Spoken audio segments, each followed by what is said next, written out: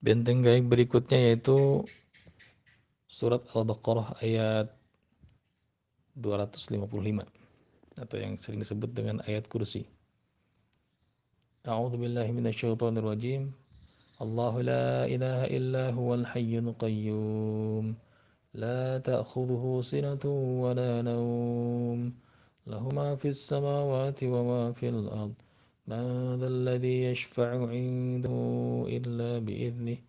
يعلم ما بين أيديهم وما خلفهم ولا يحيطون بشيء من علمه إلا بما شاء وسع كرسيه السماوات والأرض ولا يؤوده حفظهما وهو العلي العظيم.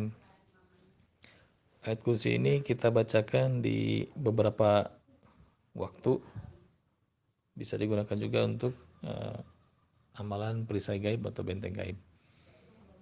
Umumnya dibaca di pagi dan petang untuk benteng gaib satu kali, dibaca sebelum tidur dan dibaca fi duburi sholati waqtiha maktubah, dibaca seba'da salat fardu. Jadi ayat kursi maka tidak ada batas antara dia dengan surga, illal maut, kecuali kematian. Baca ayat kursi sebelum tidur, baca ayat kursi di pagi dan petang, dan baca ayat kursi setelah sholat 5 waktu. Ayat kursi kita bacakan ketika meruqyah juga. Bahkan ayat kursi kita gunakan perlindungan tempat. Kita gunakan ayat kursi ini sebagai perlindungan tempat kita meruqyah. Jangan sampai ada jin yang terpanggil yang lain. Karena banyak kejadian kita ruqyah dan ternyata jin-jin yang lain marah, masuk membantu temannya yang ada di dalam tubuh hamba Allah yang terkena gangguan. Maka paling efektif adalah bacakan ayat kursi sebagai benteng ruangan, dengan syarat karena ayat kursi ini mengundang malaikat, mengundang rahmatullah, mengundang nusratullah, pertolongan dari Allah. Kita bacakan, maka apapun sejauh suara kita lantunkan surat kursi ini, maka perlindungan itu sampai di sana. Bacakan keras, maka suara kita sampai ke sana. Sampai Sampai di sejauh suara kita berkumandang. Maka bacakan ayat kursi ini akan berefek. Kita pernah meruqyah di daerah Alam Tirta waktu itu. Memang tidak ada reaksi dari pasien, tapi di luar masyarakat penasaran ingin melihat apa sih itu ruqyah, pengobatannya seperti apa. Banyak yang hadir di rumah tersebut di luar, karena rumahnya rumah petak. Di luar ngumpul dan kita bacakan ayat kursi untuk pasien kita yang di dalam, dan yang muntah-muntah yang di luar. Katanya ada yang panas, ada yang segala macam. Inilah efek dari baca ayat kursi. Efeknya bukan hanya saja ke pasien, tapi ke siapapun yang mendengar suara kita ketika kita membacakan ayat kursi. Maka kalau antum misalkan ketakutan di rumah, atau menempati rumah baru, atau mungkin tinggal di kontrakan yang baru, dan ada yang bilang ini seram, menyeramkan atau bagaimana, maka bacakan ayat kursi sekeras mungkin di dalam rumah. Bacakan ayat kursi bersuara untuk kamar kita. Jangan sampai nanti ada makhluk lain yang masuk, mau sisir, santet, ataupun misalkan hewan-hewan buas. Dan kita bermohon perlindungan kepada Allah SWT dengan ayat kursi ini. Maka perlindungannya adalah bacakan sebelum tidur, bacakan di pagi dan petang sebagai komposisi zikir pagi dan petang. Kemudian bacakan setelah sholat fardu 5 waktu. Nah, dan untuk proses ruqyah kita ajarkan kepada pasien kita untuk melakukannya yang 3 perkara tadi, dibaca di waktu di 3 tempat tadi, dan kita bacakan untuk perlindungan ruangan ketika kita meruqyah. Juga kita bacakan ketika membakar jin yang ada dalam tubuh pasien kita dengan ruqyah ini, karena hawanya efeknya sangat luar biasa dengan ayat kursi ini. Banyak ayat kursi dan kita pernah jelaskan di awal kisah-kisah tentang keajaiban ayat kursi ini, insyaallah. Benteng perlindungan gaib yang berikutnya yaitu surat Al-Baqarah ayat 285 sampai 286, atau 2 ayat terakhir di surat Al-Baqarah. Nah, di antara faidah sahih dari surat Al-Baqarah yang diambil dari hadis-hadis Nabi sallallahu alaihi wasallam bahwa dua surah ini, dua ayat ini laksana bunga dan cahaya kebahagiaan yang akan datang sebagai pembela di hari kiamat. Dan pembacanya tidak akan dikuasai oleh sihir, tukang sihir, bahkan terlindung dari bencana. Ada 80 malaikat di tiap ayatnya.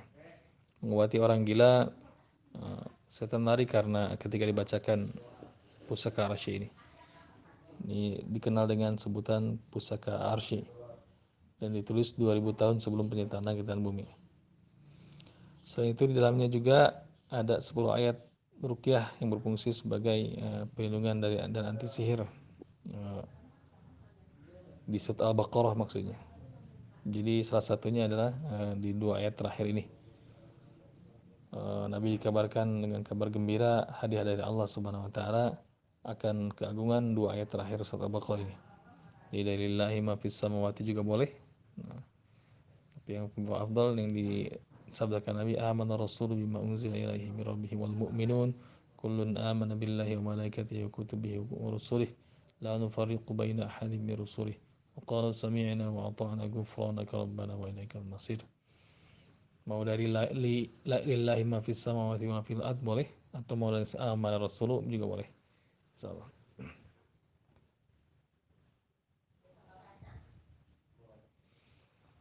Ada sebuah hadis bahwa Nabi bersabda, sungguhnya Allah telah menulis kitab 2000 tahun sebelum menciptakan langit dan bumi. Kemudian dia menurunkan dua ayat darinya dan menjadikan kedua ayat tersebut sebagai penutup dari surat Al-Baqarah. Maka tidaklah dua ayat ini dibaca dalam rumah selama 3 malam, kemudian setan berani mendekatinya. Affan berkata, maka rumah itu tidak akan didekati setan. Jadi di Al-Baqarah ada banyak ayat-ayat yang digunakan untuk ruqyah, untuk perlindungan, bahkan untuk memohon kepada Allah suatu penyelamatan. Salah satunya itu dua ayat terakhir di surat Al-Baqarah ini. Yang lainnya di Al-Baqarah 1 sampai 5, terus pertengahan Al-Baqarah dan ayat kursi yang kita bacakan tadi. Dan terakhir di dua ayat terakhir yang disarankan untuk jadikan benteng gaib. Sama seperti ayat kursi, bacakan ketika ruqyah, bacakan sebelum proses ruqyah, dan ajarkan kepada pasien kita untuk senantiasa membaca dua ayat ini setelah salat, dua ayat ini setelah ketika ruqyah mandiri, dua ayat ini di pagi dan petang sebagai zikir pagi dan petang. Dan yang terakhir perlindungan yang biasa digunakan untuk benteng gaib selain zikir pagi dan petang, yaitu surat Al-Falaq dan An-Nas. Ini banyak dikisahkan, banyak disabdakan Nabi, banyak hadis yang menjelaskan tentang keutamaan dua surat ini. Sama ajarkan kepada pasien kita untuk membaca surat ini setelah subuh atau di zikir pagi dan di petang hari, dan bahkan sebelum tidur, agar membacakannya sebagai perlindungan.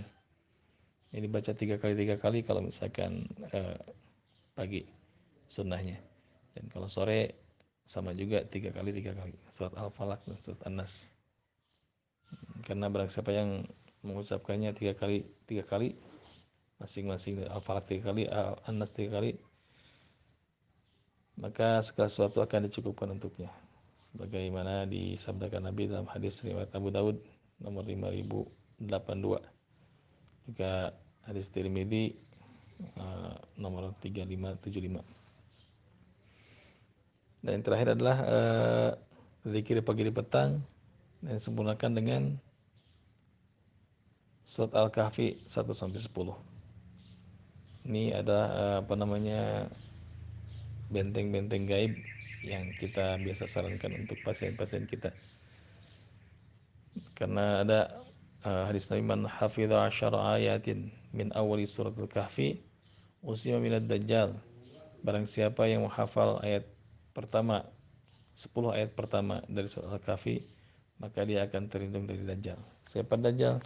tiada rajanya para penyihir. Manusia yang berjelma, iblis yang menjelma menjadi manusia. Suatu saat nanti iblis dengan Dajjal akan bertemu dan bersatu. Naudzubillah. Dan itulah musuh yang nyata buat kita. Maka rajanya penyihir adalah Dajjal, dan para pengikutnya sekarang mulai bermunculan untuk menyambut kedatangan mereka. Ada satu golongan yang disebut satanisme, ada satu golongan yang disebut premanisme, Freemasonry. Mereka semua mempersiapkan kehadiran orang yang ditunggu-tunggu, Mesias palsu, yaitu Dajjal laknatullah alaih. Kita akan berjuang di bawah naungan, di bawah bendera Imam Mahdi, insyaallah. Persiapkan. Dan para peruqyah adalah mujahid fisabilillah yang sedang dipersiapkan. Maka sihir-sihir sekarang sudah mulai nyata, sudah mulai bermunculan. Bahkan kalau kita di YouTube itu lihat orang dengan mudahnya menggunakan sihir dan dipamerkan. Maka mereka berani menampakkan kesesatan mereka, kezaliman mereka, bahkan tipu daya mereka. Apa alasan kita untuk mundur dan tidak berani untuk menegakkan tauhid ini? Maka mari kita bersama-sama untuk menegakkan ilah dinillah, kalimat ilah ini, insyaallah. Barakallahu fikum. Sekian kajian pagi ini, insyaallah mudah-mudahan banyak bermanfaat. Dan afwan, suara agak kurang sehat hari ini, insyaallah. Mohon doanya. Mudah-mudahan kita lanjutkan di kajian di lain hari, insyaallah. Barakallahu fikum. Allahumma inni na'udzubika min ilmi la yanfa' wa na'udzubika min qalbi la yakhsha. Subhanakallahumma wa bihamdika asyhadu an la ilaha illa anta astaghfiruka wa atubu ilaik. Assalamualaikum warahmatullahi wabarakatuh.